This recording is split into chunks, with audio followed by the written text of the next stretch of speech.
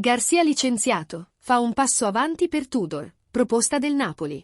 Ciao famiglia napoletana, se ami il Napoli con tutto il cuore premi il tasto mi piace così potrai restare sempre informato sulle principali novità del nostro club, andiamo al video. Le strade di Garcia e del Napoli sembrano doversi separare, aumentano le probabilità di Tudor di sostituirlo, domani incontro con il club. A poche ore dalla partita casalinga contro l'Empoli, dove il Napoli ha perso 0-1 nei minuti finali, il futuro di Rudy Garcia sembra ormai chiaro. L'ennesima prestazione poco convincente degli azzurri sembra aver convinto il presidente De Laurentiis a rimuovere con effetto immediato l'ex tecnico del Lille. Diversi i nomi legati alla panchina del Napoli, da Tudor a Mazzarri e Cannavaro, con Conte sullo sfondo, che però aveva già rifiutato gli azzurri qualche settimana fa.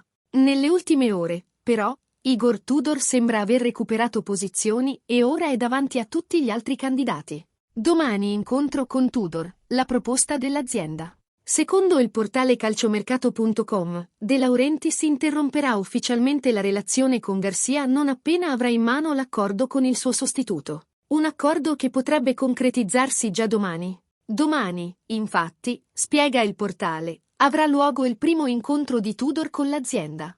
All'ex tecnico del Marsiglia verrà proposto un contratto valido fino alla prossima estate, ma con un'opzione unilaterale a favore del club campano che prolungherebbe l'accordo fino al 2025. Una volta formalizzata la proposta spetterà all'allenatore accettare o rifiutare il Napoli. Mercoledì riprenderà gli allenamenti, prima di allora si attende l'annuncio ufficiale. Dimmi tifoso del Napoli, chi dovrebbe prendere in mano la squadra?